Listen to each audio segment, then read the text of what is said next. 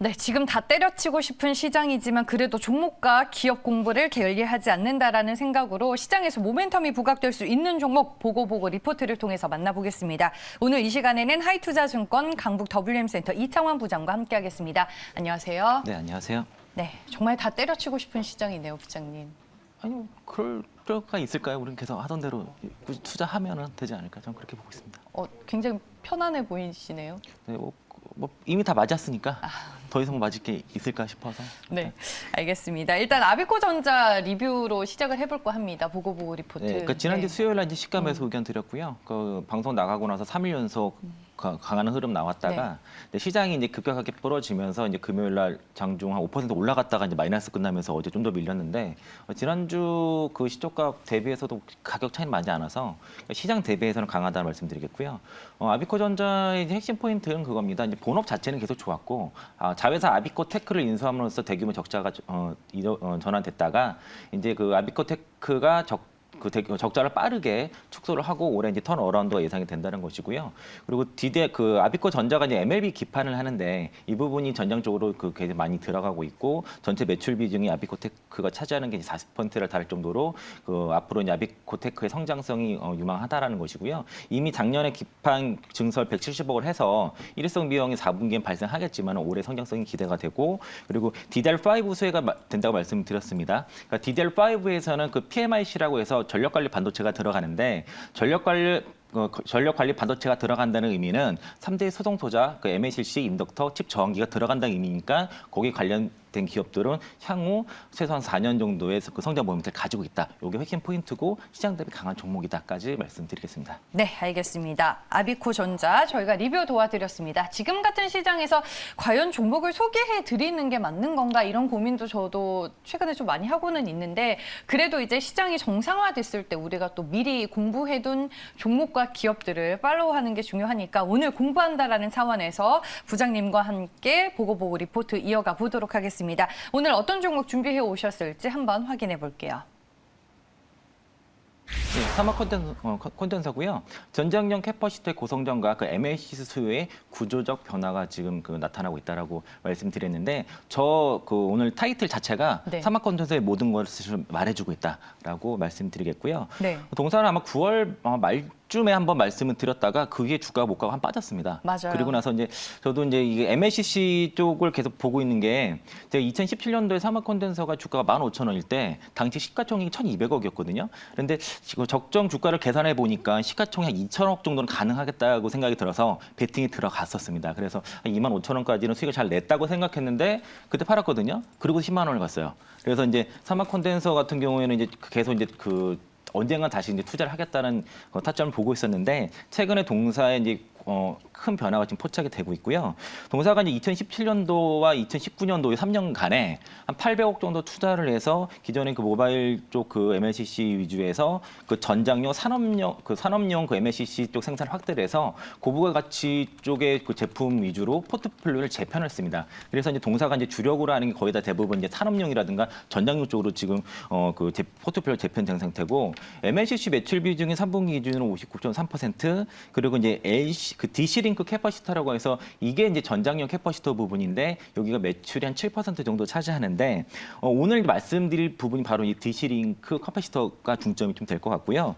동사가 영업이익 측면에서는 MLCC가 대략 70% 이상 차지하는데 주요 고객사는 사실 LG전자라고 볼 수 있겠고 현대모비스라든가 삼성전자 그리고 SK하이닉스 최근에 테슬라 고객사로 들어왔고요. 아우디가 올해부터 본격적으로 매출을 발생한다고 볼 수 있겠는데 이제 전장용 캐퍼시터 쪽의 동사가 굉장히 집중을 하고 있습니다. 여기에 지금 주력을 해서 개발하고 증설을 진행 중인데 여기에 지금 굉장히 연이은 수주 확보가 지금 나타나고 있어서 이 전장용 캐퍼시터 DC-링크 캐퍼시터 DCLC라고도 약자를 쓰는데 여기에 대한 매출 성장세가 유망하다라고 볼 수 있겠고요. 전장용 캐퍼시터 같은 경우에는 배터리로부터 공급되는 전압을 일정하게 유지해서 배터리라든가 모터 시스템의 효율을 높여주는 친환경 부품이라 볼 수 있겠는데 여기에 대한 영업 확대가 지금 굉장히 빠르게 일어나고 있다는 거죠. 특히 전장화 그리고 전기차 자율주행 시대가 확대가 되면서 이 전장용 MLCC 수요가 굉장히 빠르게 확대되고 있고 이게 특히 구동계 MLCC 쪽의 납품이 이제 시작이 됨으로써 굉장히 고부가 가치 쪽의 그 사업이 확대되고 있다라고 볼 수 있겠는데 동사가 주가 최근에 갑자기 급등을 맞아요. 네. 했었는데 그게 바로 그 테슬라 쪽의 그 전장용 그 MLCC 공급이 이제 이루어졌다는 뉴스가 나오면서 그랬는데요. 올해 1월부터 테슬라의 전장용 MLCC 공급이 시작됐다는 뉴스가 나오면서 주가가 그날 뭐 20% 이상 급등세가 나왔고 이 해당 제품이 그 테슬라의 그 전기차 주행 장치인 그 드라이버 인버터에 채용되는 건데 이게 구동계 MLCC라고 볼 수 있겠습니다. 그러니까 그 전에는 LG전자라든가 현대모비스 쪽에는 그러니까 인포테인먼트용 그런 쪽에 이제 뭐 네이비게이션이라든가 차량용 디스플레이 이런 쪽에 들어가는 전장용 MLCC를 위주로 공급을 했는데 이런 차량 주행에 자율주행에 영향을 미치는 구동계 MLCC를 공급했다는 의미는 그만큼 품질과 신뢰성을 인정받았다는 것이고요. 글로벌 시장에 사막 콘덴서의 그 제품 경쟁력과 품질이 인정받았다는 그런 의미가 되기 때문에 앞으로 이제 그 LG전자라든가 다른 글로벌 완성차 업체, 부품 업체들을 통해서 아마도 그 굉장히 매출 성장이 더 오다가 더 들어올 가능성이 상당히 높아졌다라는 것이고 테슬라에 이미 들어갔다는 것 자체가 그만큼 이제 앞으로의 그 새로운 공급망 확대에 대한 물꼬를 텄다라고 그렇게 볼 수 있겠고요. 최근에 또 뉴스 나온 게 독일의 비테스코 그 테크놀로지스라는 독일 이제 친환경 부품 업체가 있거든요. 요게 이제 그 7년간에 400억 규모의 그 전장용 캐파시터 공급 계약을 진행이 됐고요. 2023년부터 공급 예정이고 그 비스테코 테크놀로지스는 이제 기아차라든가 폭스바겐 그 PSA 그룹 등의 이제 그 완성차 그룹의 핵심 부품을 공급하는 업체이기 때문에 요게 이제 장기 계약이 그 들어갔다는 것 자체도 앞으로 또 성장성이 나타났다는 것이고요. 전에 한번 9월 달에도 말씀드렸던 게 올해부터 본격적으로 그 아우디양 전기차 쪽으로 네. 그 전장용 캐파시티 납품이 진행이 됩니다. 이제 8년 계약을 했고 계약 규모는 800억 규모인데 이게 납품 계약이 다음부터 곧바로 그 증량 얘기가 나왔었거든요. 실제 이제 아우디가 이제 2026년까지 전기차와 그 하이브리드에 대한 투자를 180억 유로, 달러로 이제 203억 달러 정도 되는데 이건 그 투자 비중을 확대를 했다는 거고요.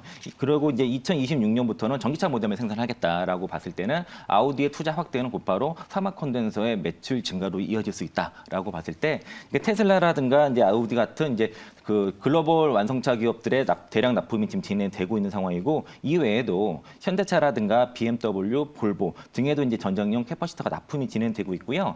작년에는 그 말에 이탈리아 엘도르사의 그 BMW향 그 친환경 그 전장용 캐파시터 공급 업체로도 선정이 됐다는 거. 그리고 또 올해부터는 또 볼보향 쪽으로도 납품이 진행이 되고 또 이제 그 보그 와그너라든가 현대 로템 그리고 만도와도 그 납품 그 장기 계약이 진행이 됐고요. 특히 이제 현대차에서 그 만든 이제 그 국내 최초 수소 트럭인 엑시언트 같은 경우에는 만도랑 기술 협약을 통해서 2020년 그 2분기 때 계약이 됐거든요. 그때부터 관련 매출이 빠르게 올라갔다는 것이고 이에 따라서 이제 수요가 늘어났으니까 당연히 증설을 해야 되는데 작년부터 이제 그 전장용 캐파시터에 대한 증설을 이제 2025년까지 5배 증설하기를 결정했고 작년에는 이제 용인 공장에 이제 225억을 투자를 해서 일단 증설을 시작하고 있습니다. 이제 올해가 2년 차고요. 5배 증설을 감안하고 있고 실제 이제 작년 3분기 때 그 사막 콘덴서의 공장 가동률이 용인 공장이 93%, 해외 공장이 90% 달았는데 거의 뭐 풀 캐파인 상태라서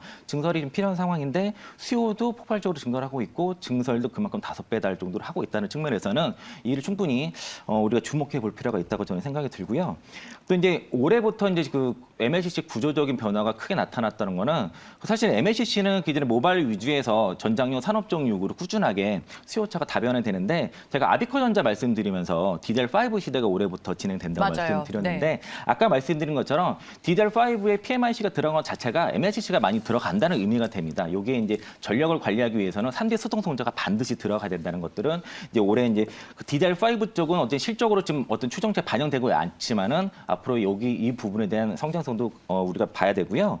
또 이제 모바일 시장에서의 이제 폴더블 시장이 더 커진다는 거, 그리고 5G 폰들이 커지고 중가 라인업들이 계속 강화되면서 스마트폰 한 대당 탑재 양이 많아진다는 것이고 또 이제 무선 이어폰이라든가 스마트워치라든지 무선 그 웨어러블 기기 쪽으로 성장이 나타나고 있고요. 이제 그 차량 전장화 시대가 지금 진행이 되기 때문에 전기차와 자율주행 시대에서는 분명히 이제 MLCC 탑재량이 높아지는데 그 전기차가 이제 내연기관차 대비해서는 MLCC 탑재량이 10배 정도 된다는 거는 많이들 알고 계실 거고요. 다만 이제 자율주행으로 갈 경우에는 전기차에서 자율주행의 단계가 기술이 이제 올라갈수록 대당 탑재량이 최소 뭐 3,000개에서 9,000개 정도 탑재가 더 된다고 하는데 이게 이제 가늠을 사실 할 수 없다고 하고 있습니다. 이게 더 이상 들어갈 수도 있는 부분이라서 현재는 한 9,000개 정도 이상은 들어갈 걸 예상하고 있는데 이게 이제 전장용 MLCC는 사람의 생명과 직결되기 때문에 더 그 IT용 MLCC보다 내구성이 더 뛰어나고 더 열에 강하고 불에 타지않고 이래야 되거든요. 더 세밀하고 촘촘하고 그쵸, 예. 그래야겠네요. 그래서 이제 IT용 그 MLCC보다 개발 기간이 보통 3배 이상 걸리고 단가도 3배에서 10배 높다는 겁니다. 그래서 이 부분의 매출 비중의 사막 콘덴서가 계속 올라간다는 점에 우리가 한번 기대를 해봐야 될 것 같고요.